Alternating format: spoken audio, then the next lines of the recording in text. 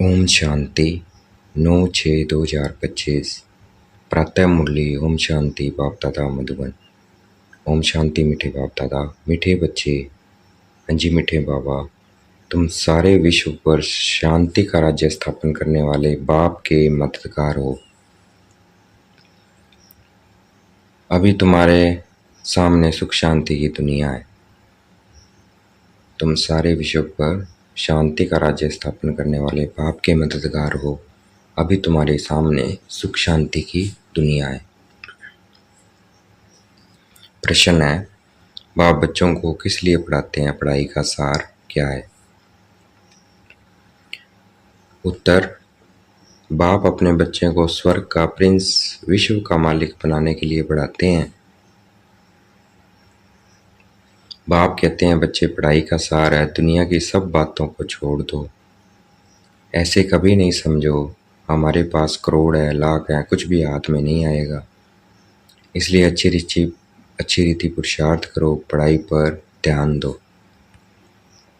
गीत है, आखिर वह दिन आया आज। ओम शांति। बच्चों ने गीत सुना, आखिर विश्व पर शांति का समय आया। सब कहते हैं विश्व में कैसे शांति हो। फिर जो ठीक राय देते हैं उन्हों को इनाम देते हैं।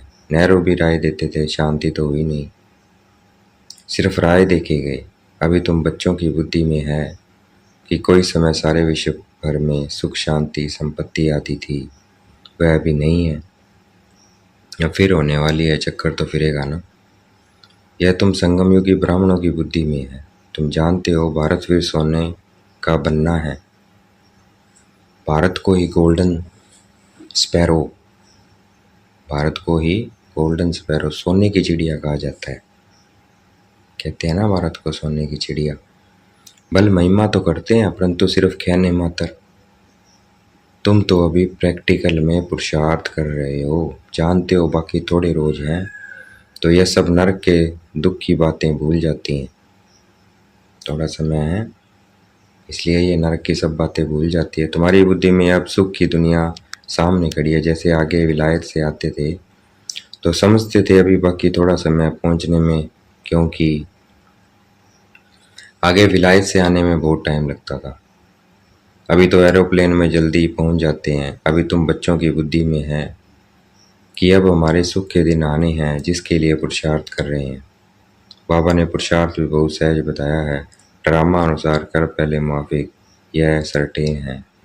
तुम देवता थे, देवताओं के कितने ढेर के ढेर मंदिर बन रहे हैं। बच्चे जानते हैं मंदिर आदि बनाकर क्या करेंगे। बाकी दिन कितने हैं। तुम बच्चे नॉलेज की अथॉरिटी हो। कहा भी जाता है परमपिता परमात्मा सर्वशक्तिमान ऑलमाइटी अथॉरिटी है। तुम ज्ञान की अथॉरिटी हो, वह है भक्ति की अथॉरिटी। बाप को कहा जाता है ऑलमाइटी अथॉरिटी। तुम बच्चे नंबरवार पुरुषार्थान बन रहे हो। तुमको सृष्टि के आदि मध्य अंत का ज्ञान है। जानते हो हम पुरुषार्थ कर रहे हैं बाप से वर्षा पाने का।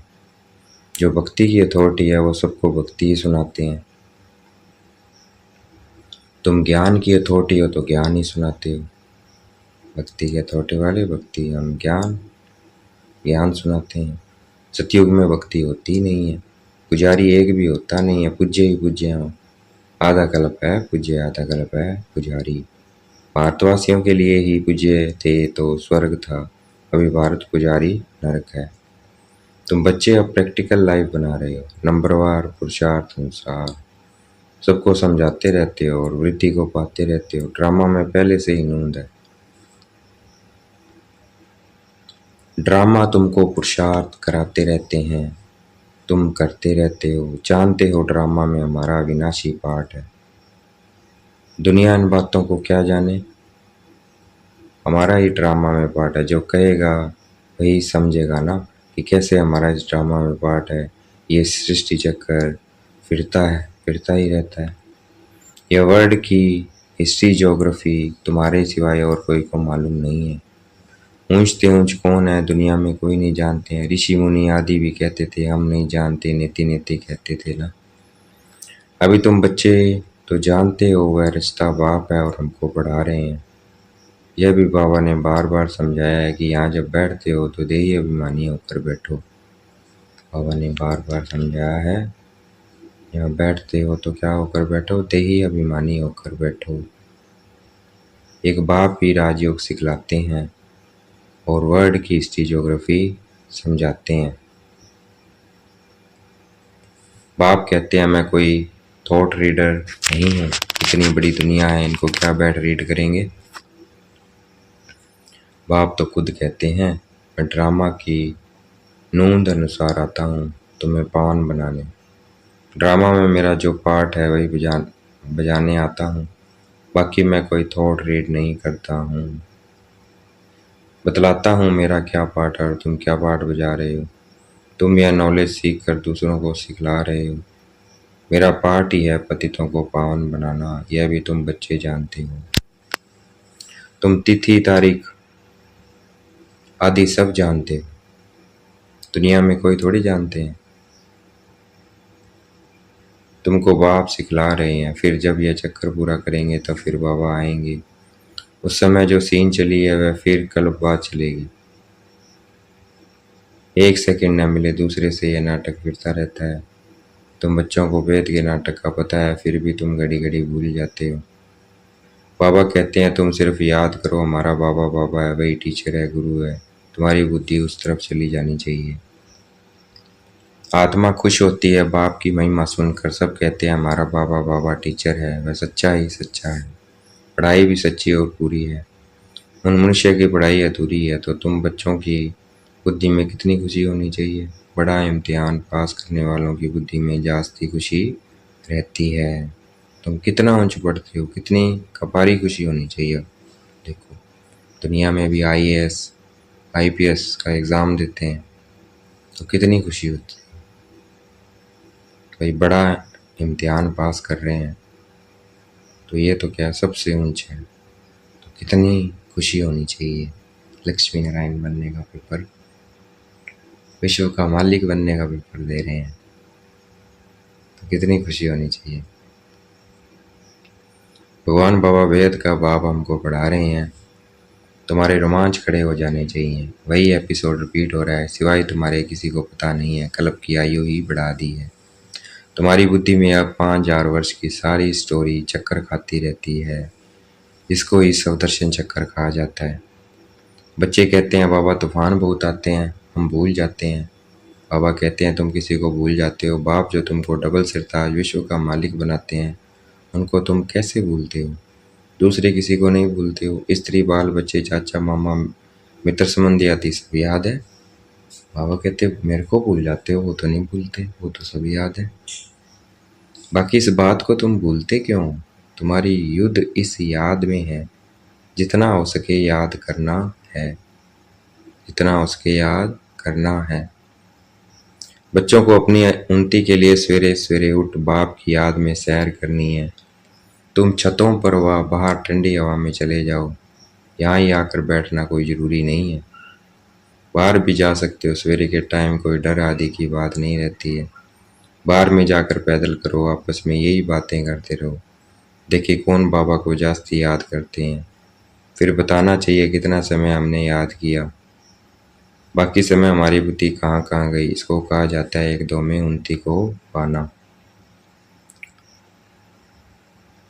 नोट करो कितना समय बाप को याद किया।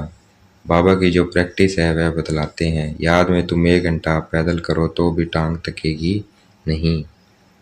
याद से तुम्हारे कितने पाप कट जाएंगे, याद से थकेंगे नहीं। कितना भी कार्य कर लें और कितने पाप कटेंगे, डबल फायदा हो रहा है। चक्र को तो तुम जानते हो, रात दिन तुमको अब यही बुद्धि में है कि हम अभी घर जाते हैं, पुरुषार्थ करते हो। कलयुग मनुष्य को जरा भी पता नहीं है। मुक्ति के लिए कितनी भक्ति करते रहते हैं, अनेक मतें हैं। तुम ब्राह्मणों की है ही एक मत, जो ब्राह्मण बनते हैं उन सब की है श्रीमत। तुम बाप की श्रीमत से देवता बनते हो, देवताओं की कोई श्रीमत नहीं है। श्रीमत अभी तुम ब्राह्मणों को मिलती है, देवताओं की कोई श्रीमत नहीं है। श्रीमत किसकी है, अभी तुम ब्राह्मणों को मिलती है। भगवान है ही निराकार जो तुमको राजयोग सिखलाते हैं। वह क्या मिल रहा है, श्रीमत अभी ही तुम ब्राह्मणों को मिलती है। ब्राह्मण कौन? जिसकी युद्ध ना चल रही हो माया से, वो है ब्राह्मण। जिसकी युद्ध चल रही है वो क्षत्रिय है, और जो गिर जाता है वो कौन है? शूद्र है वो। तो बाबा ब्राह्मणों को करते हैं, देवताओं की कोई श्रीमत नहीं है। श्रीमत अभी तुम ब्राह्मणों को मिलती है। भगवान है ही निराकार, जो तुमको राजयोग सिखलाते हैं, जिससे तुम अपना राज्य भाग्य ले कितना ऊंच विश्व का मालिक बनते हो। भक्ति मार्ग के वेद शास्त्र आदि कितने ढेर की ढेर हैं, परंतु काम की सिर्फ एक गीता ही है। भगवान आकर राजयोग सिखलाते हैं, उनको ही गीता कहा जाता है। अभी तुम बाप से पढ़ते हो, जिससे स्वर्ग का राज्य पाते हो। किसने पढ़ा उसने लिया। अब तुम बाप से पढ़ते हो, जिससे स्वर्ग का राज्य पाते हो। जिसने पढ़ा उसने लिया। ड्रामा में पार्ट है ना, ज्ञान सुनाने वाले ज्ञान सागर एक ही बाप है। ड्रामा प्लान अनुसार कलयुग ज्ञान सतयुग के आदि के संगम पर ही आते हैं।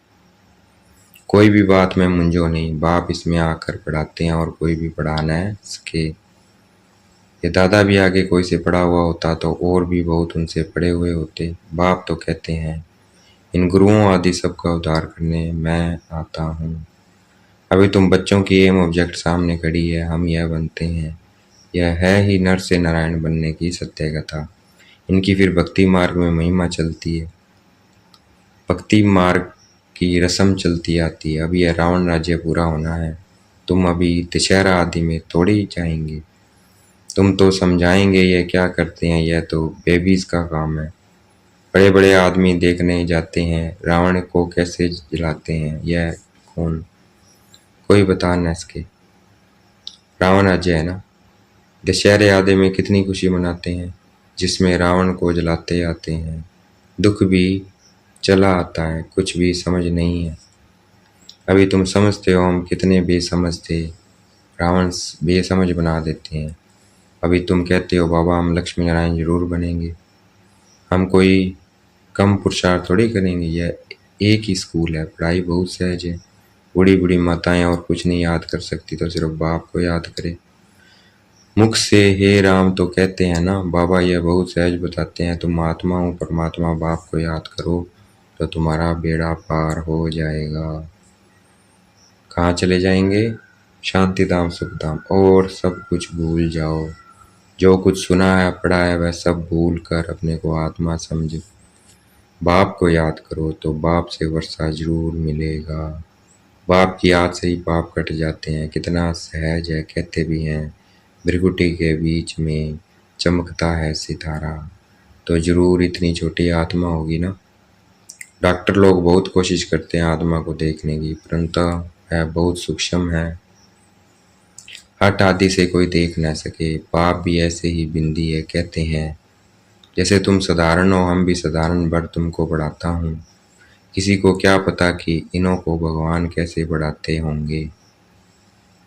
श्री कृष्ण पढ़ाते तो सारे अमेरिका जापान आदि सब तरफ से आ जाएं।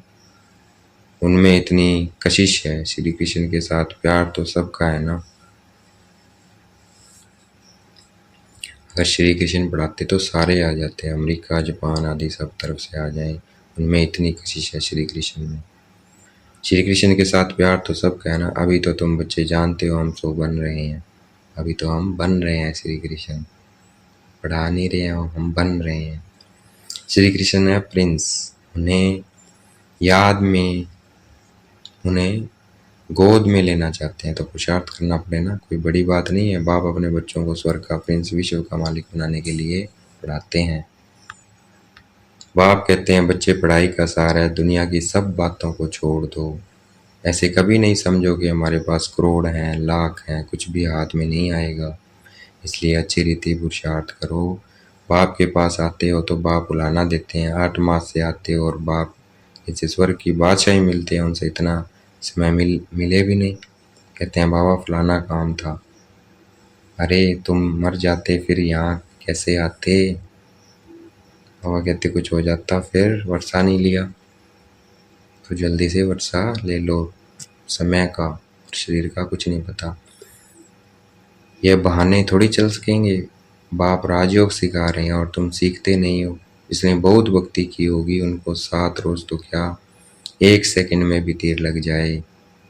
इसने भक्ति किया बहुत अच्छे से, सेकंड में विश्व के मालिक बन सकते हैं। यह खुद अनुभवी बैठा है। विनाश देखा, चतुर्भुज रूप देखा, बस समझने लगा, ओहो हम विश्व के मालिक बनते हैं। साक्षात्कार हुआ, उमंग आया और सब कुछ छोड़ दिया। यहाँ तुम बच्चों को मालूम पड़ा बाप आए हैं विश्व की बादशाही देने। बाप पूछते हैं निश्चय कब हुआ, तो कहते हैं 8 मास। बाबा ने समझाया है, मूल बात है याद और ज्ञान, बाकी तो दीदार कोई काम का नहीं है। बाप को पहचान लिया तो फिर पढ़ना शुरू करो, तो तुम भी यह बन जाएंगे। पॉइंट्स मिलती है जो कोई को भी समझा सकते हो, बहुत मिठास से समझाओ। शिव बाबा जो पतित पावन है कहते हैं मुझे याद करो तो पावन बन पावन दुनिया का मालिक बन जाएंगे। युक्ति से समझाना है। तुम चाहते हो ना गॉड फादर लिबरेट कर स्वीट होम वापस ले जाए। अच्छा, अब तुम्हारे ऊपर जो कट चढ़ी हुई है उसके लिए बाप कहते हैं मुझे याद करो। अच्छा, देखेंगे बाप दादा याद प्यार दे रहे हैं। मीठे मीठे सिखलते बच्चों प्रति माता पिता बाप दादा का याद प्यार। Good morning. रूहानी बाप की रूहानी बच्चों को नमस्ते। हमें भी याद प्यार देनी है। हम रूहानी बच्चों की रूहानी बाप दादा को दिल व जान शिफा प्रेम से बेहद का याद प्यार और नमस्ते। धारणा के लिए मुख्य सार, सवेरे सवेरे उठ पैदल करते बाप को याद करो। आपस में यही मीठी रूह रियान करो कि देखें कौन कितना समय बाबा को याद करता है, फिर अपना अनुभव सुनाओ। बाप को पहचान लिया तो फिर कोई बहाना नहीं देना है, पढ़ाई में लग जाना है, मुरली कभी मिस नहीं करनी है।